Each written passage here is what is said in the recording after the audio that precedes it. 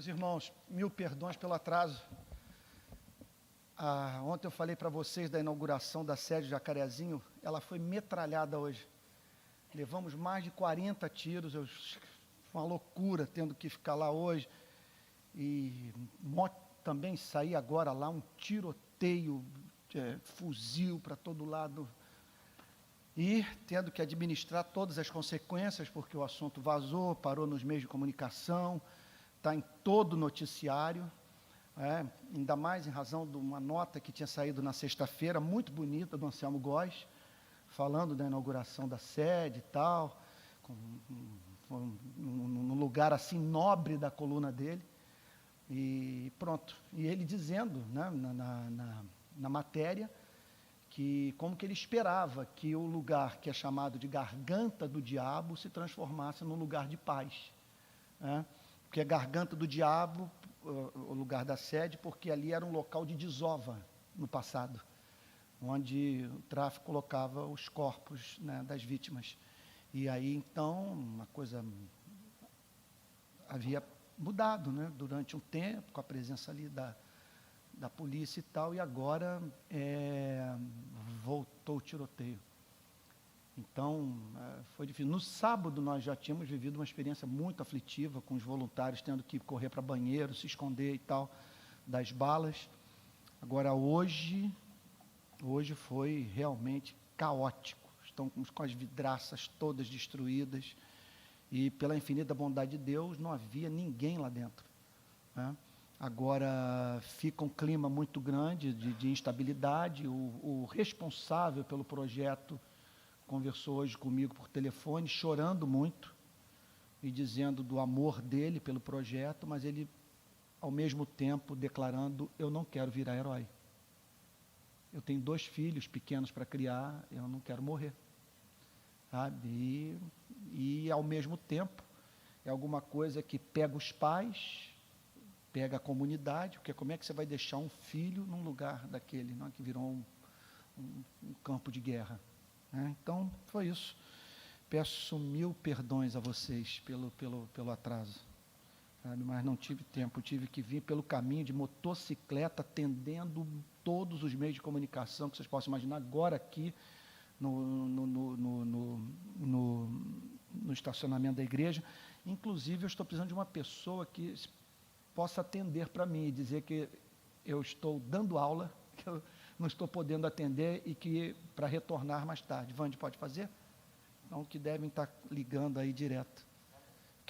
Porque diz para a pessoa retornar às 9h30, porque é uma bomba atômica, pois para a política de segurança pública, porque o Jacarezinho é considerado pacificado.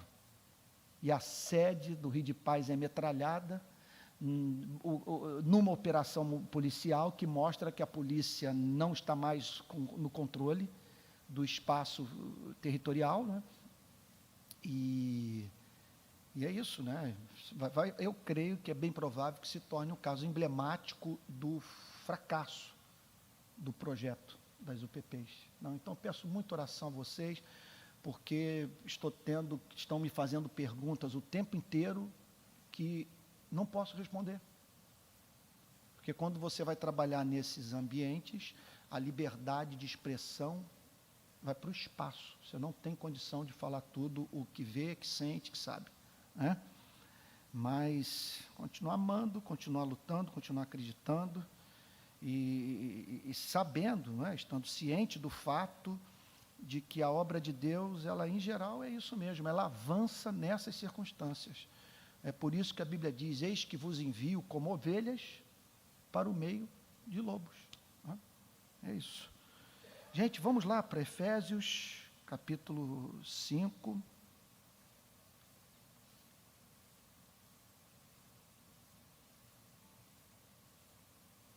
Efésios, capítulo 5.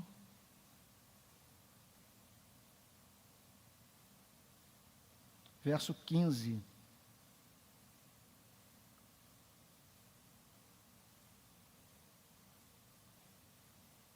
Eu vou fazer uma coisa com vocês. Essa vai ser a menor exposição bíblica da série, pelo seguinte motivo. Eu creio que não seria justo com vocês se eu tratasse dos versos 15, 16 e 17 hoje, e incluindo, se eu tratasse dos versos 15, 16 e 17, não apenas os versos 15, 16 e 17, mas incluísse também a porção que fala sobre o encheivos do Espírito Santo. O encheivos do Espírito Santo, ele é tão importante no capítulo 5, que eu penso que ele demanda um tratamento só, numa única exposição bíblica. Nós não podemos passar por cima de algo tão importante para a vida cristã, que é o tema da plenitude do Espírito Santo na nossa vida diária. Dá para conceber o valor de uma coisa como essa? Porque os versos de 18 a 21, eles falam justamente sobre isso, sobre a plenitude do Espírito Santo. Agora, o material dos versos 15, 16 e 17 também é tão perturbador, mexe de modo tão profundo com as nossas vidas, que merece um tratamento também todo especial. Então vamos lá, pedindo aí a ajuda do Espírito de Deus, o seu socorro, sua graça, e se a gente terminar mais cedo, se Deus assim nos abençoar, abençoar vocês mais do que a mim, a gente pode ter um espaçozinho para fazer um comentário do sermão de ontem, porque é muito pouco provável que eu não tenha saído daqui chamuscado, né? Quando você trata de fazer uma aplicação prática daquela bem-aventurança, do verso 9 do capítulo 5, levando em consideração o contexto político que o Brasil está atravessando, né? Então, que Deus nos ajude, que a graça de Deus nos socorra. Vamos lá. Portanto, mais uma vez, não dá para você pular. Vede prudentemente como andais. Ele está dizendo o seguinte: olha, o que eu acabei de falar para vocês é tão sério, é tão certo,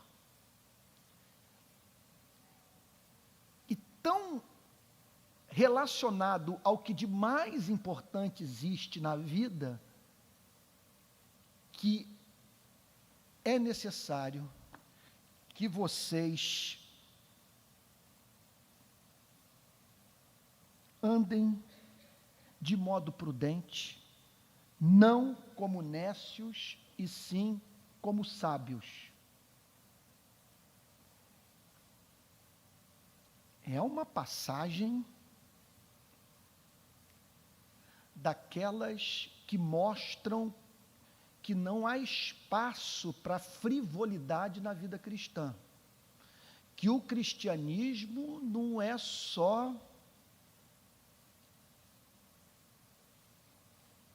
alegria, não é só festa, não é só esplendor. O cristianismo parte do pressuposto de que a nossa jornada nesse mundo é árdua, é incerta, é repleta de incidentes, de fatalidades. Ontem termina o culto da minha igreja, meu Deus, se aproximam dos casais mais amados da nossa igreja, cujo marido está se preparando para o ministério sagrado, pais de 2 crianças recém-nascidas. E a moça me procura, me chama para o lado de fora do templo, e chorando muito, fala do diagnóstico de câncer em uma das mamas. E agora da necessidade de fazer um exame para saber se houve metástase.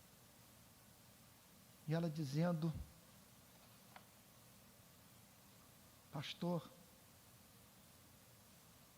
ter que conviver com os sentimentos, com os pensamentos que me assomam num momento como esse, faz desejar você, sim, morrer rápido, de uma bala perdida, e de não ter que lidar com a ideia de que você está partindo e vai deixar 2 crianças praticamente de colo. Eu oro com eles e o marido, um oficial do exército, uma das pessoas mais consagradas da nossa igreja, mais mansas, mais equilibradas, não é um homem dado a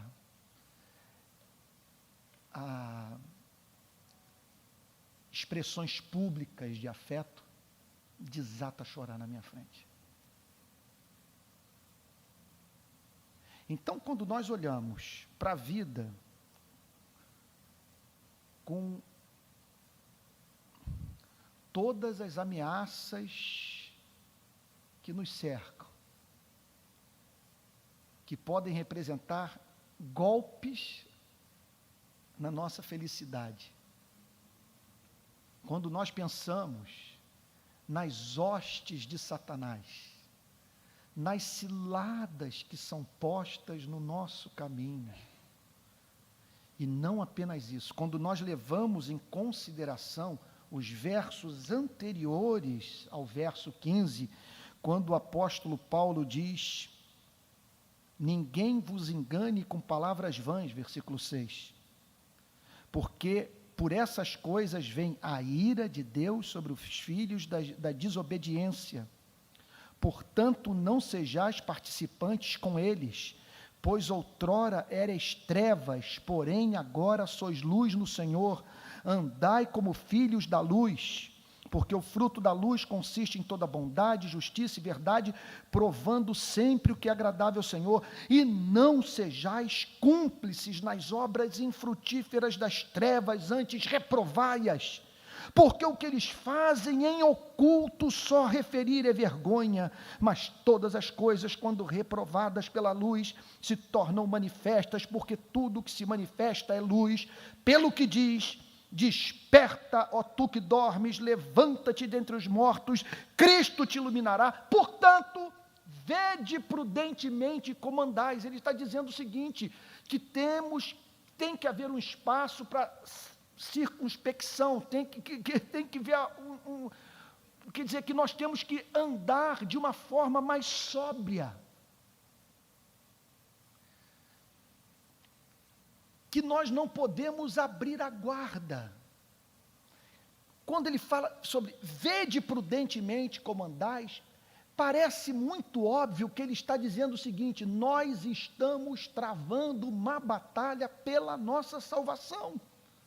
Ele está fazendo eco às palavras de Cristo, que nós vamos entrar no reino de Deus com esforço, que é uma luta, que é uma batalha a ser travada. Então ele diz: sendo a vida o que é, estando nós diante desta gloriosa salvação, de um Deus que se dirige a nós nesses termos: desperta, ó tu que dormes, levanta de dentre os mortos, que Cristo te iluminará, vede prudentemente como andais. Então ele nos chama para a prudência, ele nos chama para nós não corrermos riscos desnecessários, para nós não expormos a nossa vida ao perigo, que nós vivemos num mundo que exige de nós prudência, pois é uma luta para nós construirmos, seja o que for,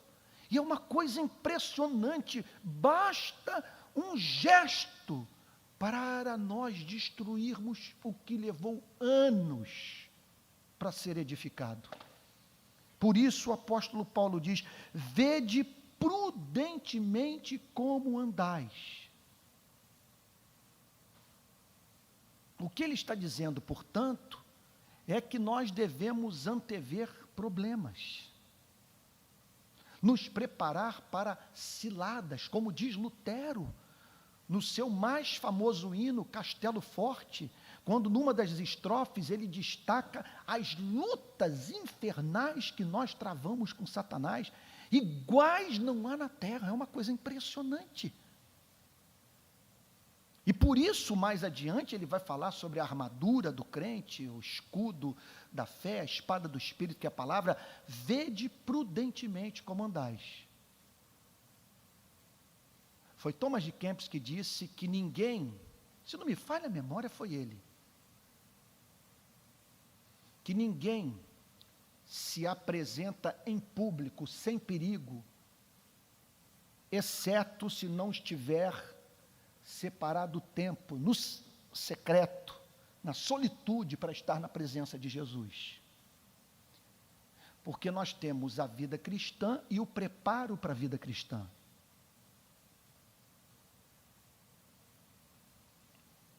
A decisão de sairmos de casa e de trabalharmos e de interagirmos com este mundo louco, mas há todo aquele preparo, vamos assim chamar, de bastidor, mediante o qual nós investimos na alma.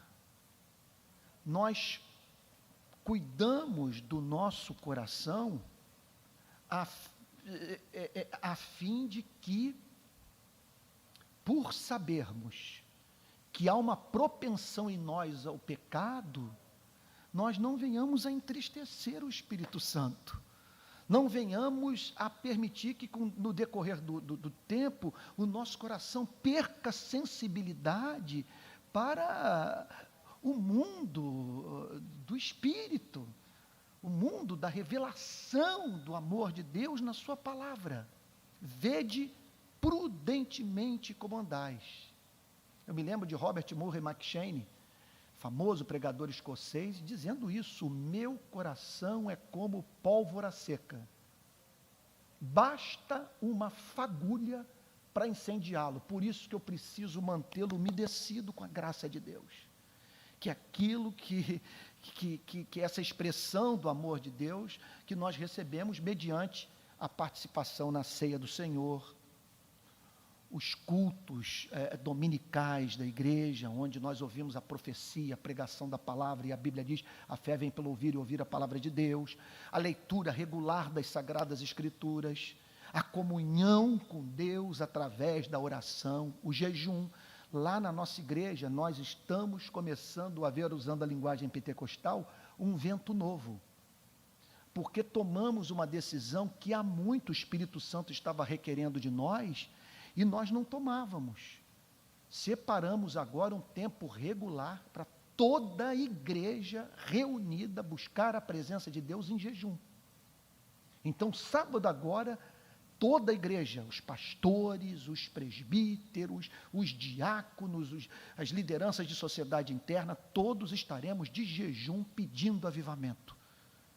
Nós temos feito a seguinte pergunta a Deus: qual é a visão que tu tens para nós para 2020, que tipo de igreja que tu queres que nós sejamos em 2020, então estamos jejuando e orando, isso significa andar com prudência, esse verbo andar tem a ver com a totalidade da vida, vede prudentemente como andais, não como nécios, está dizendo, portanto, que o comportamento cristão não pode ser tolo. Quem é o nécio? Vale a pena vocês lerem a descrição que o grande Martin Lloyd Jones faz sobre o nécio. O nécio é o tolo. O nécio é aquele que toma decisão com base em intuição. Alguns dos maiores dissabores que eu tive no ministério sagrado foi contratar pessoas por intuição. Vem o sujeito, me procura, dizendo que está sem campo, precisando de ajuda de todo tipo, e por causa da forma como ele se aproximou de mim, falou comigo, eu me deixei impressionar, o que me moveu então a dizer, mas isso é uma alma boa, isso é uma alma santa, isso é um homem que só precisa de um apoio na vida, e cometi o erro, e não poucas vezes, de ser rápido demais para contratar. de me deixar levar pela impressão de momento e de chamar para trabalhar comigo pessoas cuja vida foi avaliada naqueles poucos minutos ou horas em que permiti que a intuição prevalecesse sobre o raciocínio bem fundamentado. Então, o nécio é alguém que é guiado pelas suas paixões. O nécio é alguém que se recusa a usar o cérebro. O nécio é o tipo de pessoa propensa a pular do pináculo do templo. E o nécio, e quando o nécio é crente, ele se torna exposto às tentações que são peculiares à família da fé, aos crentes. Um não cristão, ele não lida com a tentação de pular do pináculo do templo, esperando que no meio do caminho Deus o ampare. Isso é uma tentação sua, é uma tentação minha.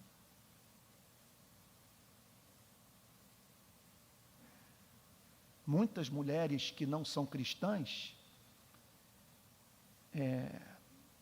não vivem a tentação que mulheres cristãs vivem, de estarem casadas com maridos piedosos, santos, que elas sabem que não as trairão e que por isso as leva a relaxarem no cuidado do seu corpo.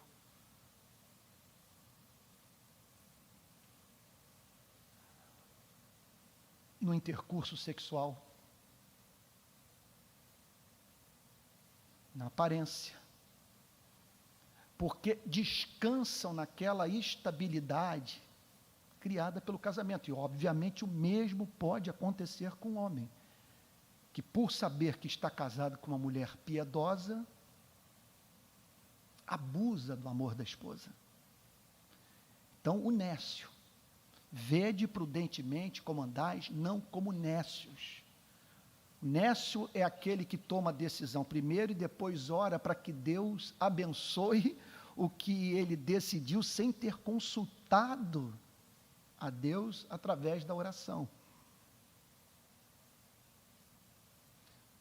O nécio, portanto, é alguém que ele não leva em consideração a realidade da batalha espiritual. Ele não considera o fato de que o diabo veleja com o vento, que ele potencializa a nossa inclinação para a prática de pecados específicos. O nécio tem verdadeiro horror à escola dominical. Ele não se interessa pelo estudo das Sagradas Escrituras. Essa pode ser uma característica do nécio. Sabe, alguém interessado em experiências místicas, sabe, que não gasta tempo no exame desse livro. É óbvio que ele odeia, abomina totalmente a ideia de planejamento. Sabe, então é uma pessoa assim, muito levada pelas circunstâncias, pelo coração, pela paixão, pela intuição. Ele é nécio. Ele não considera o fato. Foi o que eu vi hoje, sabe, houve um momento ali, que, olha o que aconteceu, estava o tiroteio, e eu, dentro da sede, fui até a rua, botei a cabeça para ver o que estava acontecendo, ao que o nosso coordenador, que mora dentro da favela, disse o seguinte: pastor, nunca faça isso numa operação policial. Se o senhor vai e volta, ele pensa que o senhor foi para ver. Isso é bandido. Se tiver que ir, vai. Mas não vai e volta. Então, é claro que hoje, não foi de quando eu cheguei lá e vi alguém indo me receber na porta. Não, vem para cá, não fica aqui, sai daqui, vai para ali. Quando eu vi o ambiente e a experiência petrificante Teve um momento que hoje eu fiquei petrificado, quando eu vi um rapaz, foi o que aconteceu, beijando uma pistola rosa, meio que com o cano da pistola dentro da boca.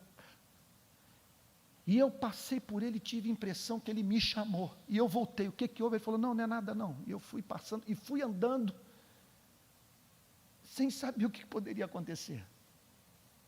Quando o apóstolo Paulo fala sobre vede prudentemente como andais, ele está falando de um campo minado.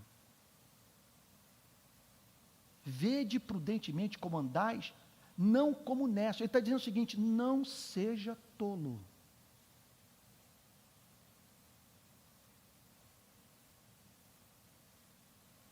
Ele está dizendo o seguinte, a vida não nos ajuda. O mundo não colabora para que nós nos aproximemos de Deus. E nós só não sucumbimos porque o nosso Deus é um Deus que ouve a oração do Pai Nosso. E não nos deixes cair em tentação, mas livra-nos do mal, pois teu reino, o poder e a glória para sempre. Amém. É impressionante, gente. Vede prudentemente como andais, não como necios. Ontem eu estava na igreja, onde eu preguei o mesmo sermão de ontem à noite aqui na Betânia, mas por algum motivo toquei em assuntos que não abordei aqui, usei ilustrações que não usei aqui, e uma delas que me chamou a atenção, quando eu estava falando sobre ser humilde de espírito, lá na igreja, lá na Barra, eu falei sobre o grampo que está na vida de todos nós. Há um grampo na sua vida, há um grampo na minha vida, e um dia nós vamos ouvir essa fita rodar, um dia nós vamos ouvir a nossa voz do grampo, o grampo. Francis Schaeffer é que diz isso, sabe, que nosso Deus é um Deus que grava todos os julgamentos morais que nós fazemos. Você julga alguém, você profere alguma espécie de avaliação moral e a tecla de gravação é acionada por Deus. O que Francis Schaeffer diz é que um dia nós vamos ouvir a nossa voz. Vamos ouvir todos os julgamentos que nós fizemos. Você não presta, fulano é canalha, não sei quem é corrupto, sabe? E aí uma pergunta nos será feita. O que você pode dizer sobre a forma como conduziu sua vida à luz de tudo aquilo que você exigiu do próximo? Todos cairão de joelhos, porque nós pregamos o que não vivemos. E aí eu me lembrei de uma controvérsia que houve no início da história da igreja, por conta das perseguições feitas pelo Império Romano. A igreja perseguida, cristãos sendo levados para as arenas, e as autoridades públicas romanas cobrando dos cristãos a negação da sua fé, a fim de que pudessem preservar as suas vidas. E quem o fizesse, teria a vida preservada. E o que aconteceu é que muitos negaram a fé. Todos nós temos conhecimento das maravilhosas histórias de cristãos que resistiram à perseguição e que foram parar literalmente nas arenas romanas. Mas houve aqueles que não resistiram e que negaram Jesus Cristo. Aí, o que aconteceu? Surgiu uma controvérsia na igreja. Que controvérsia foi essa? Tem validade o sacramento ministrado por um bispo que negou Jesus Cristo no momento da perseguição? Tem validade o batismo daquele que foi batizado por um apóstata? Mas o problema maior não foi esse. Foi quando os que negaram quiseram voltar para a igreja. E aí, olha a cilada infernal. Os que perseveraram não todos, mas uma fração significativa deles, permitiram a si mesmos caírem no outro tipo de pecado, porque eles fecharam as portas da igreja para os que se arrependeram de terem negado Jesus Cristo. Não os trataram com misericórdia. Então vocês vejam que nós vivemos num mundo no qual podemos ser traídos pelas nossas virtudes, gente. Nossas virtudes. Algumas das pessoas mais arrogantes que eu conheci na militância na rua são pessoas que trabalham em favela. Impressionante. Trabalham com movimento social. Em que consiste essa arrogância? Arrogância de estarem cuidando de pobre. Arrogância de estarem fazendo bem. E elas então olham todos de cima para baixo.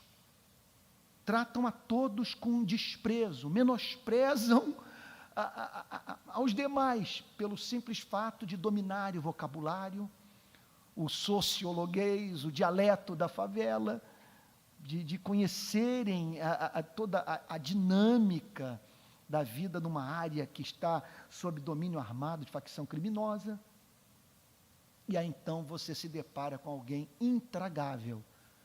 Intragável, uma das coisas mais difíceis que eu pude observar nesse tempo de trabalho em comunidade pobre, é de você conseguir desenvolver parceria com os demais movimentos de direitos humanos, com as demais ONGs.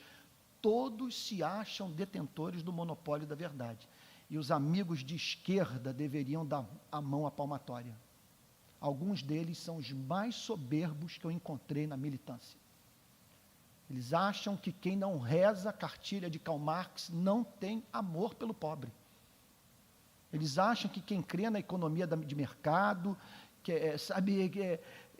quem crê no mérito, sabe, é necessariamente alguém que, sabe, quem crê na propriedade privada, é necessariamente alguém que não se importa com o pobre. Então, quando o apóstolo Paulo olha para um mundo no qual até nossas virtudes podem nos levar a cair, um mundo que nos ameaça espiritualmente por todos os lados e dentro do qual, ou no qual nós temos que lutar pela nossa alma, ele diz: vede prudentemente como andais, não como nécios, não sejam tolos, usem o cérebro, parem para pensar, procurem conselhos santos, não abram mão da vida de oração, dos momentos de solitude, com as escrituras abertas em comunhão com Jesus Cristo. Não sejam nécios. E aí ele prossegue dizendo: e sim como sábios. Quem é o sábio? O sábio não é apenas aquele que conseguiu acumular conhecimento. Não é apenas alguém que concluiu um curso de pós-graduação que se tornou um PhD renomado. Porque às vezes a pessoa revela um grande brilhantismo na sua área de atuação profissional, mas sem um pingo de sabedoria. Uma vez que a sabedoria não consiste no acúmulo de conhecimento, mas na capacidade de aplicar o conhecimento à vida. É impressionante o número de pessoas que revelam grande conhecimento, conhecimento da história geral, conhecimento dos bastidores do mundo político, mas que na hora de aplicarem na vida, o que sabem são uma tragédia. Uma tragédia. Isso a gente percebe perfeitamente hoje no nosso país. A falta de sabedoria, de pessoas que estão se deixando guiar pela paixão e que estão querendo algo sem pararem para pensar no day after. Se eu conseguir na marra o que eu quero agora, o que será desse país no ano que vem? nos próximos 5, 10 anos. Ninguém está pensando em termos de vitória duradoura. Todos estão pensando em termos da solução imediata do problema. O que eu estou vendo é um comportamento muito pouco democrático, porque a democracia, ela tem como característica servir de meio.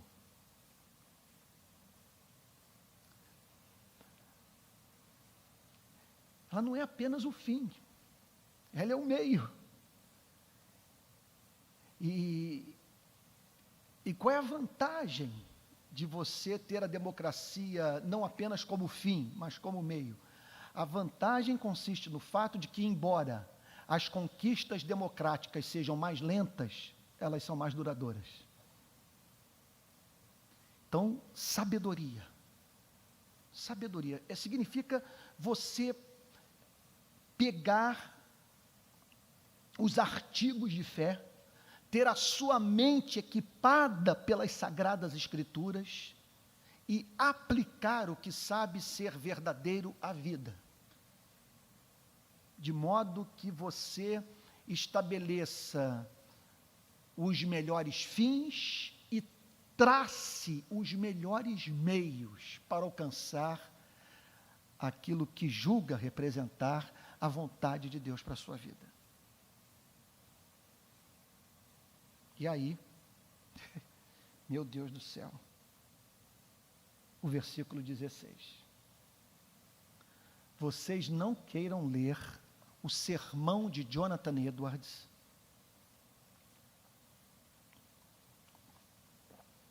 sobre o verso 16. Preciousness of time. Eu traduzi esse sermão, se vocês digitarem no Google a preciosidade do tempo, vocês vão chegar na tradução que eu fiz desse sermão. A preciosidade do tempo. Como que ele trabalha o texto? Primeiro ele começa ajudando a sua igreja, porque ele pregou esse sermão no século XVIII, nos Estados Unidos. Ele trata de ajudar a sua igreja a entender o significado da palavra remir, que tem o sentido de você ganhar alguma coisa, de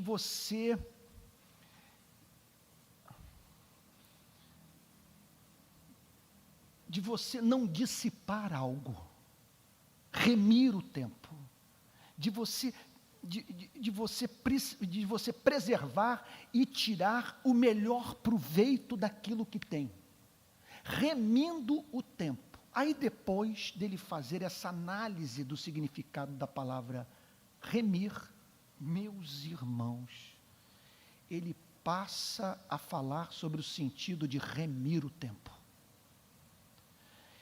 Primeiro, ele começa por analisar no sermão a importância do tempo. E ele diz a seguinte coisa: o tempo é um bem precioso. A primeira declaração dele no sermão, a primeira divisão, são mais 5 divisões.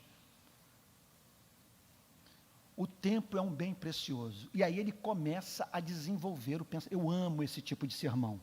Durante muito tempo eu preguei assim. Ultimamente eu tenho pregado mais verso por verso. Mas durante muito tempo eu segui o tipo de pregação de Jonathan Edwards. Análise do texto, apresentação da doutrina que está presente no texto, depois o desenvolvimento das ideias, sabe, de forma linear, com uma exposição bíblica que tenha princípio, meio e fim, que se faz valer de passagens do Antigo Testamento, do Novo Testamento, procurando firmar cada ponto. E após o desenvolvimento das ideias, das divisões do sermão, que tinham como objetivo confirmar a doutrina, provar a doutrina, aí, gente, ele passava para as aplicações práticas. Ele pegava cada divisão do sermão e tratava de mostrar as consequências práticas.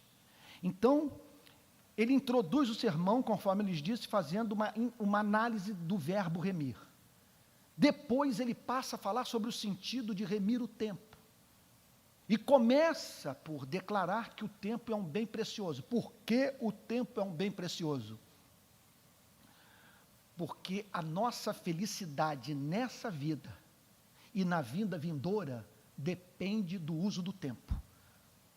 Aí ele faz uma afirmação daquelas que você tem vontade de cair de joelhos e dizer: Pai, tem misericórdia de mim. Ele diz o seguinte: o tempo é algo que lhe é oferecido. Se você o recebe, ele é seu. Se você não o recebe, você o perde para sempre. Você nunca mais o tem de volta. Está lembrado da rádio relógio? Cada minuto que passa é um milagre que nunca mais se repete. Aí ele vai para a segunda divisão. O tempo é um bem precioso. O tempo é um bem escasso. Nós o temos em pouca quantidade.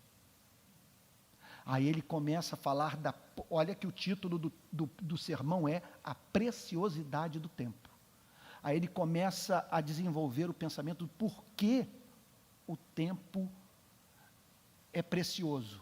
Porque além de dependermos dele para sermos felizes neste mundo e no mundo vindouro, nós o temos em pouca quantidade. Nós duramos pouco. E aí, Fernando, a bomba atômica. Quando ele vira-se para a igreja, e ele lendo o sermão, né? Ele só pregava lendo o sermão inteiro, ele escrevia o sermão todo, impressionante, Deus o usava. Aí ele diz o seguinte: o tempo é um bem precioso, o tempo é um bem escasso, e o tempo é um bem incerto. Nós o temos em pouca quantidade, e ninguém sabe o quanto dessa bênção ainda lhe resta. Aí, quando ele desce para as aplicações práticas, é uma coisa impressionante. Ele desenvolve um diálogo direto com a igreja. Era uma coisa impressionante a pregação do século XVIII, porque ninguém ficava ofendido, o pastor ia direto ao ponto. Sabe, quando ele condenava, ele achava que a igreja dele, as pessoas eram muito temperamentais, brigavam muito umas com as outras. Ele era direto, ele dizia: vocês brigam demais uns com os outros, vocês disputam terra, disputam tudo, são soberbos. E se vocês não se reconciliarem uns com os outros, o Espírito Santo vai se afastar da igreja. E quando ele falou sobre o tempo, ele começou a trazer à memória da igreja as histórias de membros da igreja que tiveram morte repentina. E aí ele começa a falar sobre esse fato. Ele diz: isso é um fato acachapante, sabe? É por demais óbvio. Quer dizer, é um fato para o qual há evidência empírica, que nós não temos o controle da vida, que hoje estamos aqui e subitamente desaparecemos. Então, como remir o tempo? Remindo o tempo. O que significa remir o tempo? Usar o tempo para os propósitos que mais glorifiquem a Deus e mais atendam às reais necessidades do espírito humano. Especialmente após, obviamente no nosso caso, após a obra de regeneração. Quer dizer, ele está falando aqui para os regenerados, obviamente, remindo o tempo. Agora, remindo o tempo porque os dias são maus. Porque são dias que militam contra a fé, militam contra a nossa paz, contra o nosso bem-estar espiritual.